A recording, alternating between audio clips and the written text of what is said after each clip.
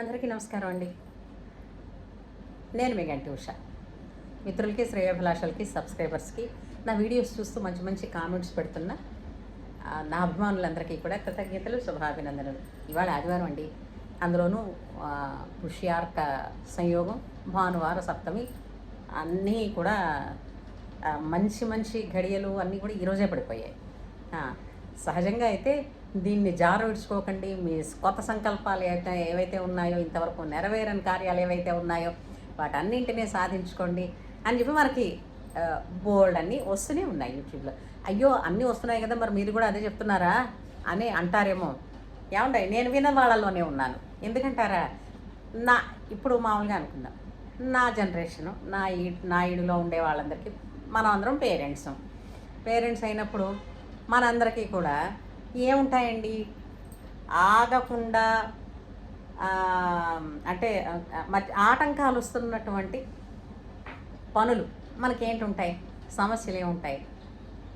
సహజంగా ఉండేవేంటంటే, పెళ్ళిళ్ళకి వచ్చినా లేదా పెళ్ళిళ్ళు దాటిపోతున్న పిల్లలు ఉంటే వాళ్ళకి తొందరగా పెళ్ళి నిశ్చయం అవ్వాలని, వాళ్ళకి సలక్షణంగా వివాహం ఈ ముహూర్తాల్లోనైనా జరిగిపోవాలని, ఆ వచ్చే జీవిత భాగస్వామి ఒకరికొకరు ఒండోరులు అనుకూలంగా ఉంటూ హాయిగా జీవితాన్ని వెళ్ళబుచ్చాలని, వాళ్ళు అనుకున్న కార్యాలు వాళ్ళు సాధించాలి. ఇంతే కదండి మనకుండే కోరికలు, ఇంతకన్నా ఏముంటాయి కనుక. అయితే చాలామంది అంటారు, స్తోత్రాలు దీనికోసం సంకల్పాలు అన్నీ చేస్తుంటారు, అబ్బా చేసి చేసి విసుగొచ్చిందండి అని. కానీ ఎక్కడైనా సరే మనలాంటి పేరెంట్స్ ఏం చేస్తామో తెలిసిందా? నిజమా కదా, ఒప్పుకోండి.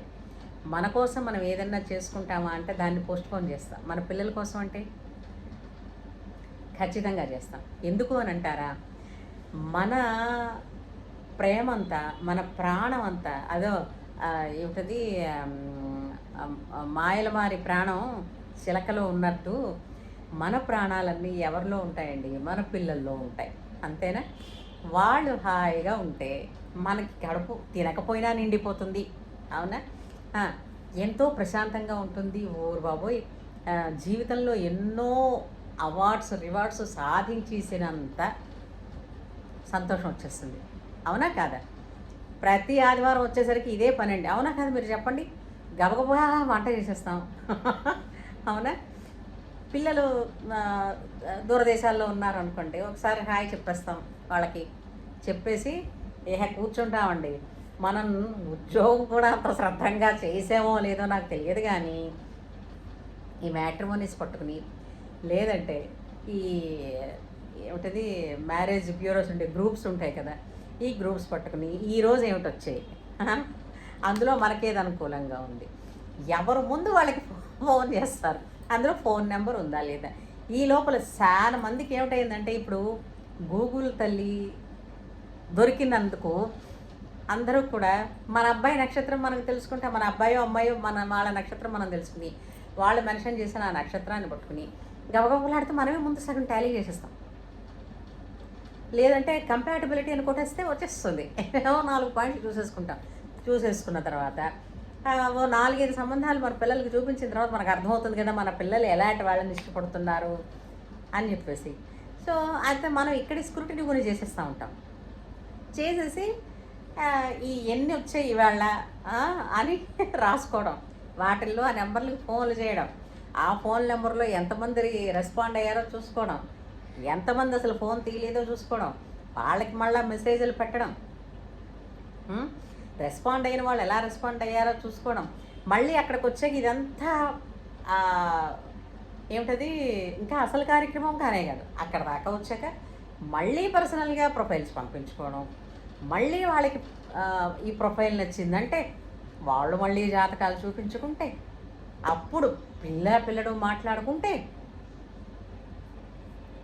అప్పుడు వాళ్ళు ఓకే అనేదాకా కూడా ఇంకా మనం 0 లెవెల్కి కూడా వచ్చినట్టు కాదు.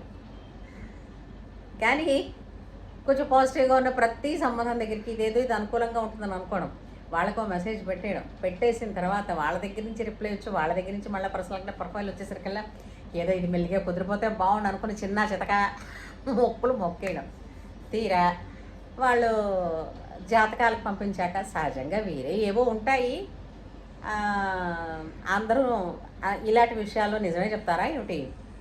ఏదో జాతకాలు నప్పలేదన్న ముక్కతో తప్పించుకుంటారు. అవునా కాదా? ఇవన్నీ సంవత్సరాల తరబడి మనం చూస్తూనే ఉన్నాం. నిజంగా ఎంత కష్టమైన పనో పేరెంట్స్‌కి కదా! ఈరోజు ఏంటి వచ్చాయి మీరు చూసారా లేదా? మనం చూడకపోతే ఆ అనుకూలమైంది ఇంకెవరు చూసి ఇంకెవరు గబగబా మెసేజ్ పెట్టేసి ఉంటారో వాళ్ళకి అని చెప్పేసి కదండీ అనుకుంటూ ఉంటాం. ప్రతి తల్లిదండ్రులు ఇదే కదా చేసే పని కుదిరేదాకా. కుదిరింది అని చెప్పుకోవడానికి ఎంతో ఆతృతగా ఎదురు చూస్తుంటాం. అట్లాగే ఇంకోటి ఏంటి తెలిసిందా?